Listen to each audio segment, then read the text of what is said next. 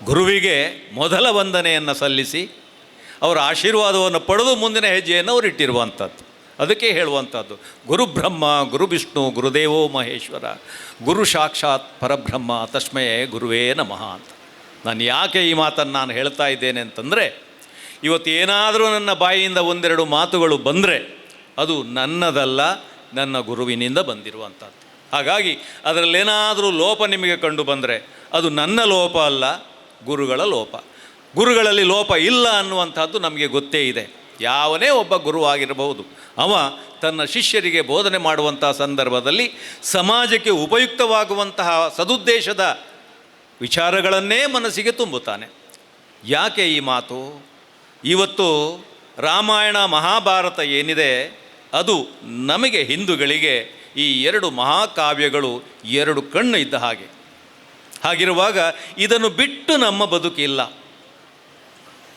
ನಾನು ಪ್ರೈಮರಿ ಶಾಲೆಯಲ್ಲಿರುವಾಗ 3ನೇ 4ನೇ ತರಗತಿಯಲ್ಲಿದ್ದಂಥ ಸಂದರ್ಭವನ್ನು ನಾನು ನೆನಪು ಮಾಡಿಕೊಂಡ್ರೆ, ನನ್ನ ಗುರುಗಳು ಒಬ್ಬರು, ಅವರ ಹೆಸರನ್ನು ನಾನಿಲ್ಲಿ ಉಲ್ಲೇಖ ಮಾಡ್ತೇನೆ, ನಾರಾಯಣ ರಾಯರು ಅಂತ ಹೇಳಿ.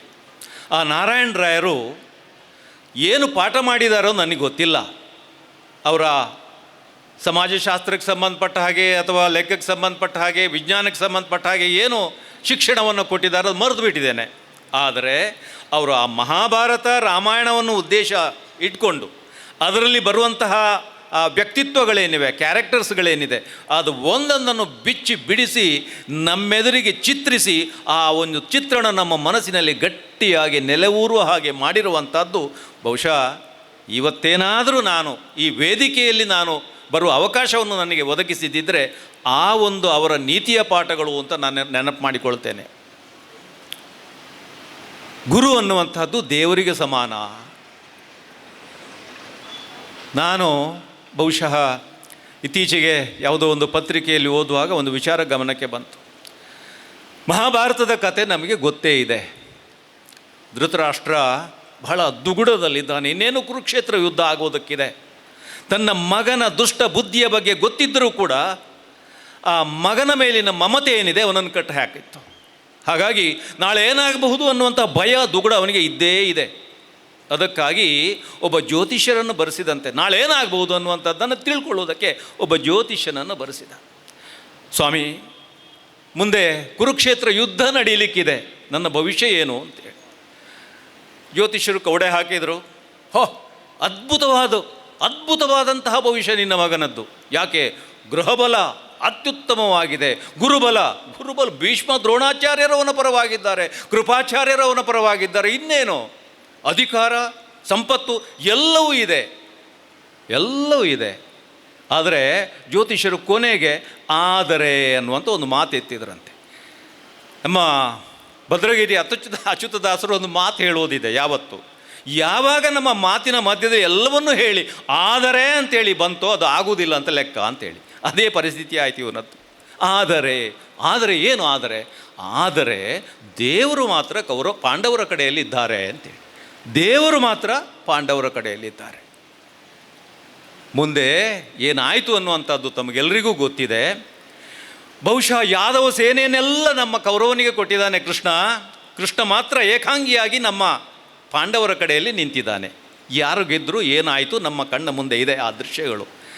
ಬಹುಶಃ ಅಧ್ಯಾಪಕರು ಹೇಳಿಕೊಟ್ಟದ್ದಿರಬಹುದು, ತಾವುಗಳು ಅಧ್ಯಯನ ಮಾಡಿ ಪಡ್ಕೊಂಡಂತಹ ಜ್ಞಾನ ಇದ್ದಿರಬಹುದು ಇದಕ್ಕೆ ಸಂಬಂಧಪಟ್ಟ ಹಾಗೆ.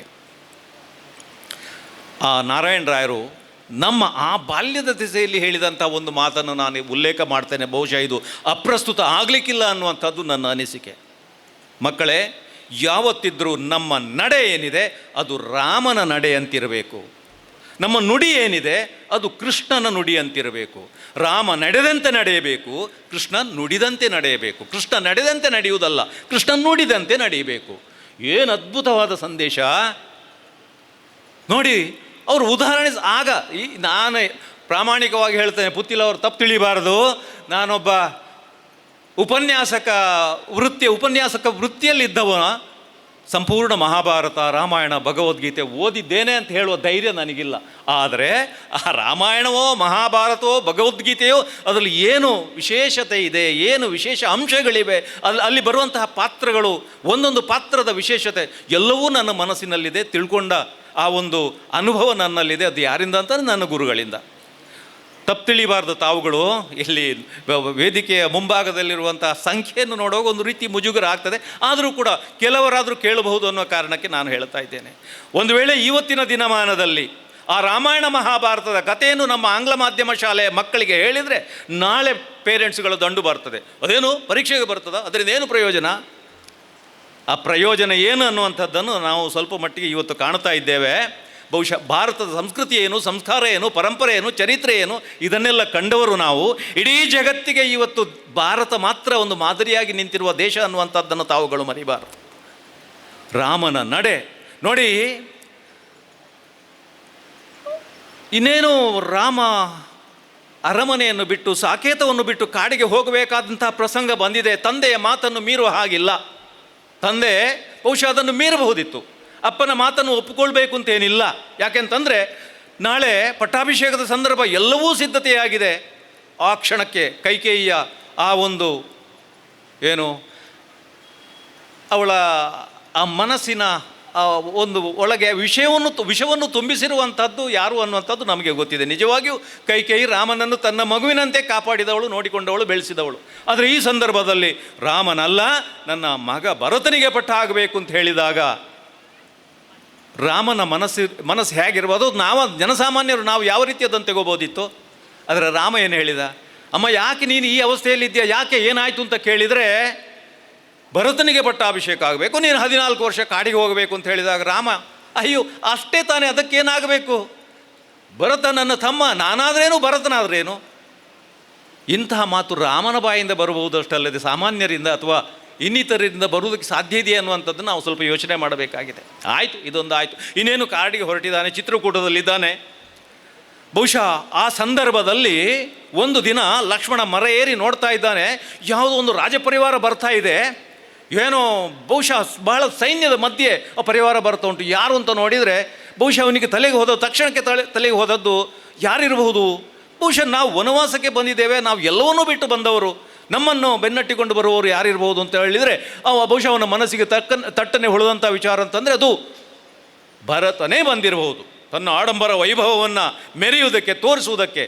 ಅಥವಾ ರಾಮಲಕ್ಷ್ಮಣರು ಇದ್ದರೆ ಮುಂದೆ 14 ವರ್ಷದ ನಂತರ ನನ್ನ ಭವಿಷ್ಯಕ್ಕೆ ಏನಾದರೂ ಸಮಸ್ಯೆ ಆದರೆ, ತೊಂದರೆ ಆದರೆ ಅವರನ್ನು ಈಗಲೇ ನಿಗ್ರಹಿಸಿಬಿಟ್ರೆ ಅನ್ನೋ ಕಾರಣಕ್ಕಾಗಿ ಸೈನ್ಯ ಸಮೇತ ಬಂದಿರಬಹುದು ಅನ್ನುವಂಥ ಆಲೋಚನೆ ಬಂದು ನೇರ ರಾಮನ ಹತ್ರ ಹೋಗಿ ಹೇಳ್ತಾನಂತೆ, ಅಣ್ಣ ನೋಡು ನಿನ್ನ ತಮ್ಮ ಬರ್ತಾ ಇದ್ದಾನೆ ಭರತ, ಅವನ ಆ ವೈಭವವನ್ನು ಮೆರೆಯುವುದಕ್ಕಾಗಿ, ನಮ್ಮನ್ನು ಹೀಯಾಳಿಸುವುದಕ್ಕಾಗಿ ಬರ್ತಾ ಇದ್ದಾನೆ, ಅಥವಾ ನಮ್ಮನ್ನು ಸಂಹಾರಕ್ಕೆ ಮಾಡುವುದಕ್ಕಾಗಿ ಬರ್ತಾ ಇದ್ದಾನೋ ನನಗೆ ಗೊತ್ತಿಲ್ಲ, ಒಂದು ಅಪ್ಪಣೆ ಕೊಡಿ, ಈಗಲೇ ಅವನನ್ನು ನಾಶ ಮಾಡಿ ಬಿಡ್ತೇನೆ, ಹೊಡೆದಾಕಿ ಬಿಡ್ತೇನೆ ಅಂತೇಳಿ. ಆಗ ರಾಮ ಸೌಮ್ಯವಾಗಿ ಹೇಳ್ತಾ, ಅಯ್ಯೋ ಲಕ್ಷ್ಮಣ, ನೀನೂ ನನ್ನ ತಮ್ಮ, ಭರತನೂ ನನ್ನ ತಮ್ಮ. ಭರತ ಏನು ಅನ್ನುವಂಥದ್ದನ್ನು ನಾನು ಅರ್ಥ ಮಾಡಿಕೊಂಡಿದ್ದೇನೆ. ಭರತ ಆ ಉದ್ದೇಶಕ್ಕಾಗಿ ಖಂಡಿತ ಬರಲಿಲ್ಲ. ಭರತ ಯಾಕೆ ಬಂದಿದ್ದಾನೆ, ಯಾಕೆ ಬರ್ತಾನೆ ಅನ್ನುವಂಥದ್ದು ನನಗೆ ಗೊತ್ತಿದೆ ಅಂಥೇಳಿ ಸೌಮ್ಯವಾಗಿ ಅವ ಲಕ್ಷ್ಮಣನಿಗೆ ಹೇಳ್ತಾನೆ. ಯಾವತ್ತೂ ತಮ್ಮ ಉದ್ವೇಗದ ಕೈಯಲ್ಲಿ ನಾವು ಬುದ್ಧಿಯನ್ನು ಕೊಡಬಾರದು ಅಂಥೇಳಿ ಒಂದು ಬೋಧನೆ ಮಾಡ್ತಾನೆ.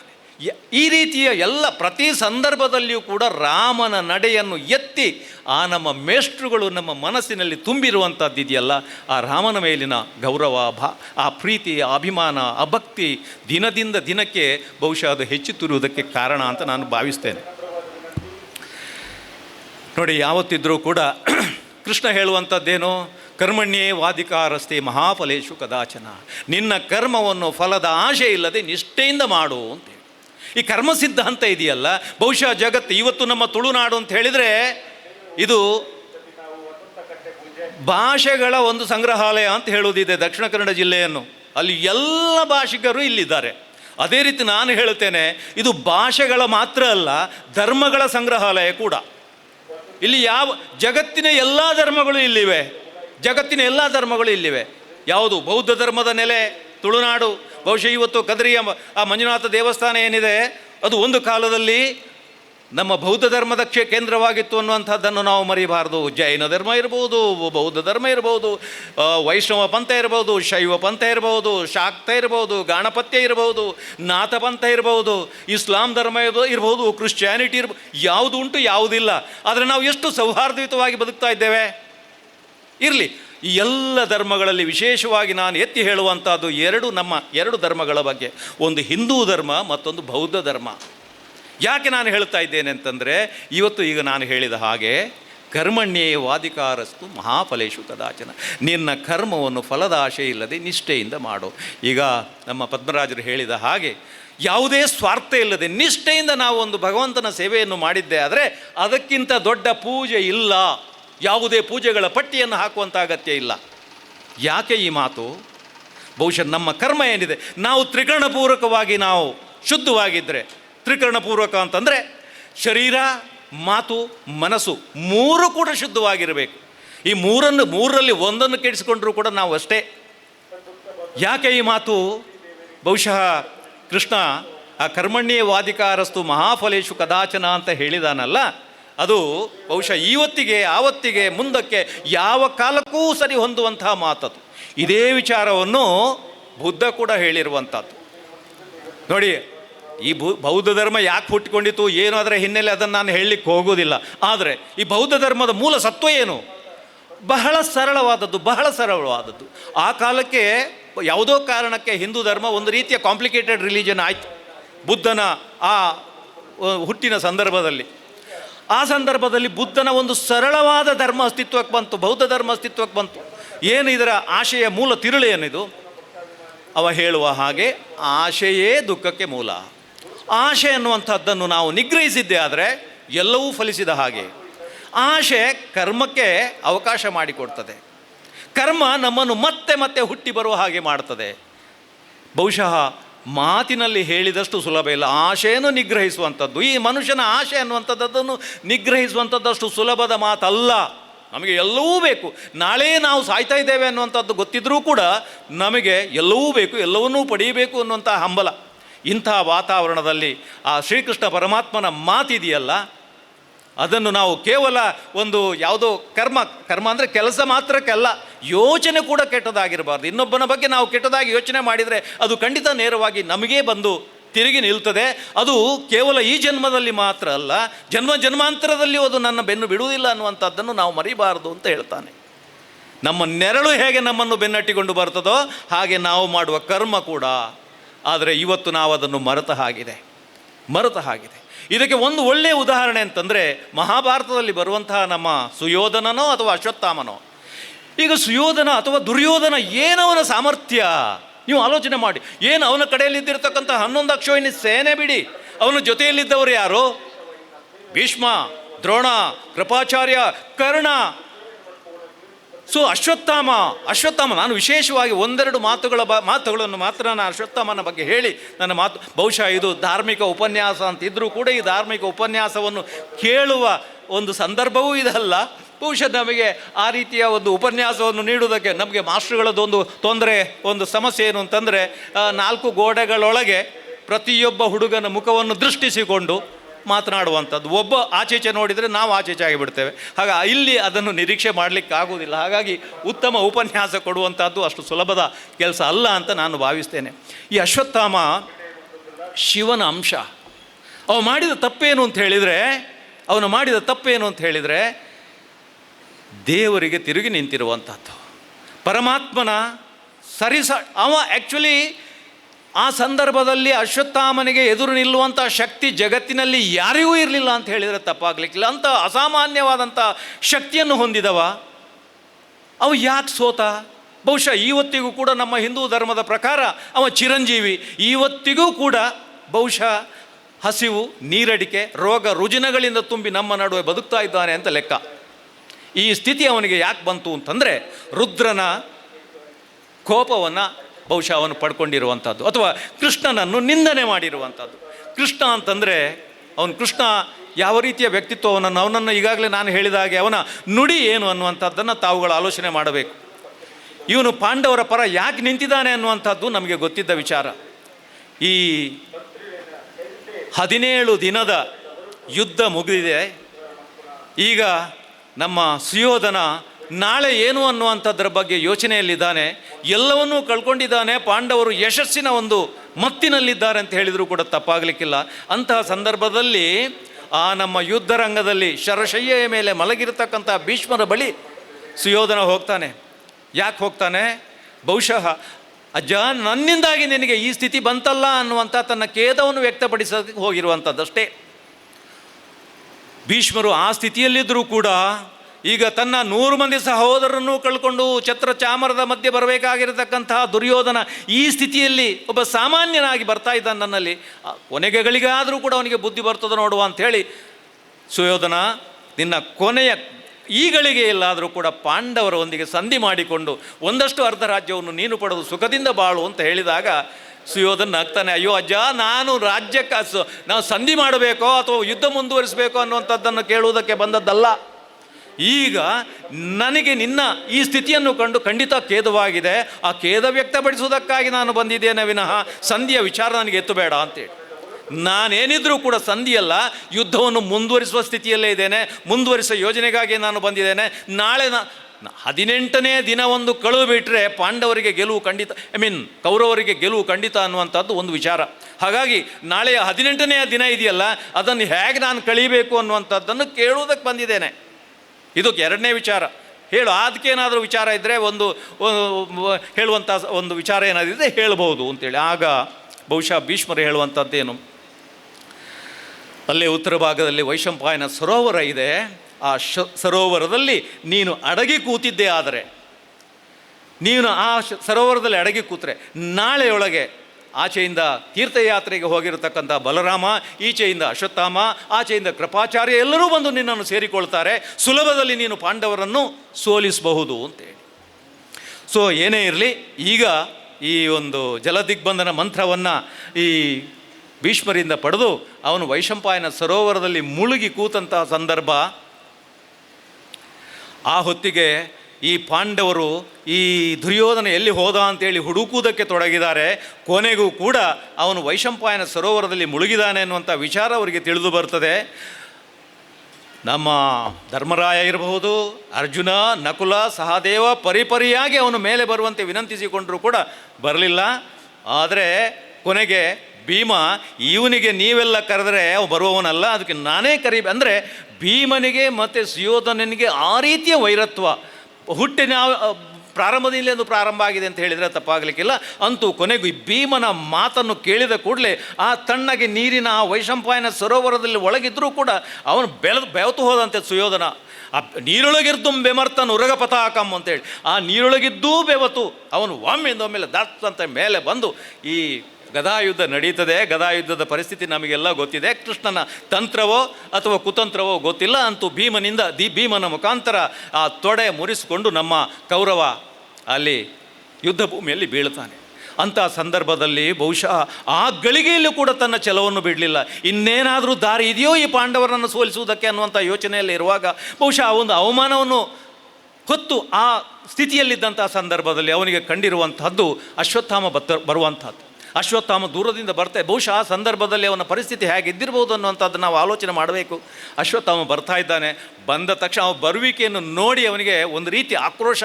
ನನ್ನ ಎಲ್ಲ ಮಿತ್ರರು ನನ್ನ ಕೈ ಬಿಟ್ಟರು, ನನ್ನ ಕಡೆಯಲ್ಲಿ ಎಲ್ಲ ಇತ್ತು, ಎಲ್ಲವೂ ಇತ್ತು, ಎಲ್ಲ ಶಕ್ತಿವಂತರಿದ್ದರು. ಆದರೆ ಈ ಅಶ್ವತ್ಥಾಮನ ಒಬ್ಬನೇ ಸಾಕು ಈ ಪಾಂಡವರನ್ನು ಸೋಲಿಸುವುದಕ್ಕೆ ಅಂತ ಅಶ್ವತ್ಥಾಮ ಈಗ ಬರ್ತಾ ಇದ್ದಾನೆ ಅನ್ನುವಂಥ ಆ ಒಂದು ಕೋಪ ಅವನಲ್ಲಿದ್ದರೂ ಕೂಡ ಅಶ್ವತ್ಥಾಮ ಆ ಸಂದರ್ಭದಲ್ಲಿ ಹೇಳುವಂಥ ಮಾತು, ನೀನು ಛಲದಂಕಮಲ್ಲ ಅಂತ ಹೆಸರು ಪಡೆದವ, ನಿನ್ನ ಛಲವನ್ನು ನಾನು ಈಡೇರಿಸಿ ಬಿಡ್ತೇನೆ, ಪಂಚ ಪಾಂಡವರ ರುಂಡವನ್ನು ತೆರೆದು ನಾನು ಇನ್ನು ಮುಂದೆ ಕೆಡವುತ್ತೇನೆ ಅಂತೇಳಿ. ಸರಿ, ಈ ಹೊತ್ತಿಗೆ ಬಹುಶಃ ಅವನ ಬುದ್ಧಿ ಭ್ರಮಣೆಯಾಗಿದೆ ಅಂತ ಲೆಕ್ಕ. ರಾತ್ರೋರಾತ್ರಿ ಶತ್ರು ಪಾಳಯಕ್ಕೆ ನುಗ್ಗಿ ಎಲ್ಲರನ್ನೂ ದೃಷ್ಟಿದ್ಯುಮ್ನ ಇರಬಹುದು, ಶಿಖಂಡಿ ಇರ್ಬೋದು, ಎಲ್ಲರನ್ನು ಸಂವರಿಸಿ ಆ ದೃಷ್ಟಿದ್ಯುಮ್ನ ಪಕ್ಕದಲ್ಲೇ ಮಲಗಿರತಕ್ಕಂಥ ಆ ಪಾಂಡವರ ರುಂಡವನ್ನು ಕತ್ತರಿಸಿ ರಕ್ತ ತೊಟ್ಟಿಕ್ಕುವಂತಹ ರುಂಡವನ್ನು ತಂದು ನಮ್ಮ ಸುಯೋಧನ ಎದುರು ಚೆಲ್ಲಿಬಿಟ್ಟಂತೆ, ತೆಗೋ ನಿನ್ನ ಪಂಚ ಪಾಂಡವರ ರುಂಡ ಅಂತೇಳಿ. ಆ ಸಂದರ್ಭದಲ್ಲಿಯೂ ಕೂಡ ನಮ್ಮ ಆ ಸುಯೋಧನನಿಗೆ, ದುರ್ಯೋಧನಿಗೆ ಒಂದು ರೀತಿಯ ಒಂದು ಸಮಾಧಾನ. ಎಲ್ಲವನ್ನೂ ಕಳ್ಕೊಂಡಿದ್ದೇನೆ, ನಾಳೆ ನಾನು ಯಾವ ರಾಜನಾಗುವಂಥ ಪರಿಸ್ಥಿತಿ ಇಲ್ಲ, ಇವತ್ತು ಮತ್ತೆ ನನ್ನ ಆ ಪ್ರಾಣಪಕ್ಷಿ ಹಾರಿ ಹೋಗ್ತದೆ. ಆದರೆ ನನ್ನ ಛಲ, ನನ್ನ ಗುರಿ ಏನಿತ್ತು, ಈ ಪಂಚ ಪಾಂಡವರನ್ನು ನಾಶ ಮಾಡಬೇಕು, ಕೊಂದಾಕಿ ಬಿಡಬೇಕು ಅನ್ನುವಂಥದ್ದು ಅದು ಅಶ್ವತ್ಥಾಮನ ಮುಖಾಂತರ ಆಯ್ತಲ್ಲ ಅಂಥೇಳಿ ಸಮಾಧಾನದಿಂದ ಬಹುಶಃ ಆ ಪಂಚ ರುಂಡಗಳ ಹತ್ತ ತನ್ನ ಗಮನವನ್ನು ಹರಿಸಿದರೆ ಅವನಿಗೆ ಅನುಮಾನ ಬಂತು. ಈ 5 ರುಂಡಗಳಲ್ಲಿ ವಿಶೇಷವಾಗಿ ಆ ಭೀಮನ ರುಂಡವನ್ನು ನೋಡಿ ಅದೇ ತದೇಕಚಿತ್ತವಾಗಿ ನೋಡ್ತಾ ಇದ್ದಾನೆ. ನೋಡ್ತಲೇ ಅಶ್ವತ್ಥಾಮನಿಗೆ ಹೇಳಿದ, ಅಯ್ಯೋ ಅಶ್ವತ್ಥಾಮ, ಕೆಡಿಸಿದೆ ನನ್ನನ್ನು ನೀನು ಹೇಗೂ ಶಿಶು ಹತ್ಯೆಯ ಒಂದು ಕಳಂಕವನ್ನು ಹಚ್ಚಿಕೊಂಡೆ, ಅದೇ ಕಳಂಕವನ್ನು ನನಗೂ ಈ ಗಳಿಗೆಯಲ್ಲಿ ಹಚ್ಚಿಬಿಟ್ಟಿಯಲ್ಲ. ಯಾಕೆ? ಅಶ್ವತ್ಥಾಮನಿಗೆ ಆ ಸಂದರ್ಭದಲ್ಲಿ ಏನಾಗಿದೆ ಅನ್ನುವಂಥದ್ದೇ ಗೊತ್ತಿಲ್ಲ. ಈ ನಿಮ್ಮ ಸುಯೋಧನನ ಮಾತನ್ನು ಕೇಳಿ ಅವನಿಗೆ ಆಶ್ಚರ್ಯ ಆಗ್ತಾ ಇದೆ. ಪಾಂಡವರ ರುಂಡವನ್ನು ತೆರೆದು ಅವನ ಮುಂದೆ ಕೆಡವಿದ್ದೇನೆ, ಏನು ನೆಮ್ಮದಿಯಿಂದ ಪ್ರಾಣ ಬಿಡ್ತಾನೆ ಅಂತ ಹೇಳಿದರೆ ನನ್ನ ಕಳಂಕ ನನ್ನ ಮೇಲೆ ಹಚ್ಚಿಬಿಟ್ಟಿಯಲ್ಲ, ಶಿಶು ಹತ್ಯೆಯ ಕಳಂಕ ನನ್ನ ಮೇಲೆ ಹಚ್ಚಿಬಿಟ್ಟಿಯಲ್ಲ ಅಂತ ಕೇಳಿದಾಗ ನೋಡಿದರೆ ಅವ ಸುಯೋಧನ ಹೇಳ್ತಾನೆ, ಅಯ್ಯೋ ಬೆಪ್ಪೆ, ಒಂದು ವೇಳೆ ಅದು ಭೀಮನ ರುಂಡ ಹೌದೇ ಆದರೆ ಅದು ಆ ರೀತಿ ನನ್ನನ್ನು ದಿಟ್ಟಿಸಿ ನೋಡ್ತಾ ಇರಲಿಲ್ಲ, ಅದು ಅಲ್ಲಿಂದ ಹಾರಿ ಬಂದು ನನ್ನ ಮೇಲೆ ಬೀಳ್ತಾ ಇತ್ತು. ಅಂಥ ವೈರತ್ವ ನಮಗೆ ಇದೆ. ಅದು ಭೀಮನ ರುಂಡ ಅಲ್ಲ, ಭೀಮನ ಮಗನ ರುಂಡ, ಅದು ಉಪಪಾಂಡವರ ರುಂಡ ಅಂತೇಳಿ.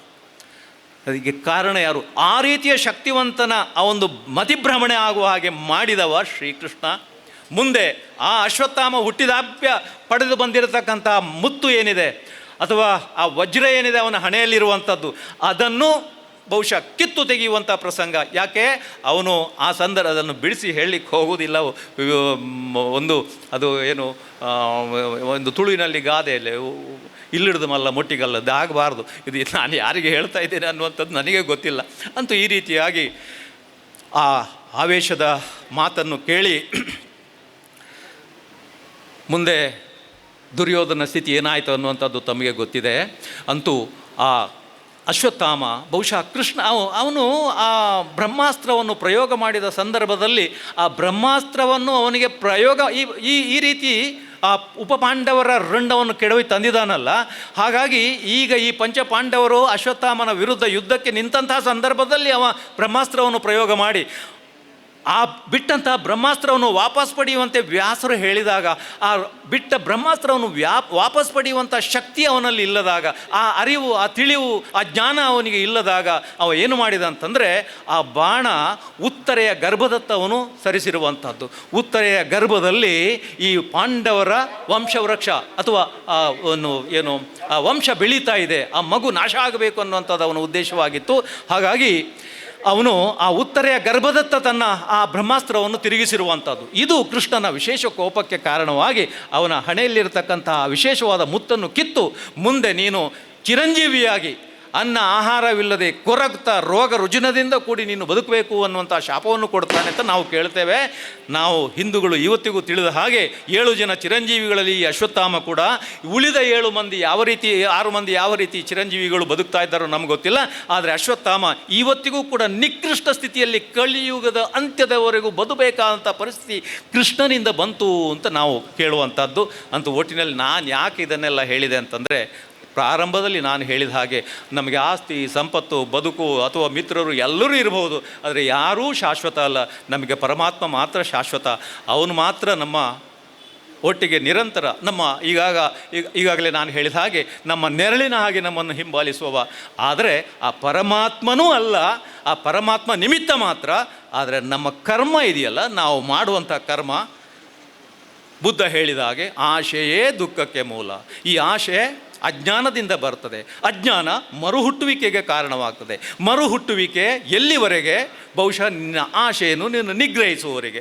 ಮನುಷ್ಯ ಬಹುಶಃ ಯಾವ ಕಾಲಕ್ಕೆ ತನ್ನ ಆಶೆಯನ್ನು ನಿಗ್ರಹಿಸ್ತಾನೋ ನಮ್ಗೆ ಗೊತ್ತಿಲ್ಲ. ಅಂತೂ ಈ ರೀತಿಯ ಒಂದು ವಿಚಾರ ಕನಿಷ್ಠ ಇಂತಹ ಕ್ಷೇತ್ರಕ್ಕೆ ಬಂದಾಗ ಏನಾದರೂ ಒಂದು ಸಂದೇಶವನ್ನು ನಾವು ಪಡೆದುಕೊಂಡು ಹೋಗಬೇಕು.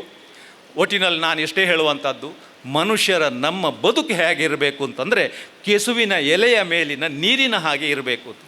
ನಾವು ಗತಿಸಿದ ಮರುಕ್ಷಣಕ್ಕೆ ನಮ್ಮ ಶವ ಯಾರಿಗೂ ಬೇಡ ಸ್ವಾಮಿ.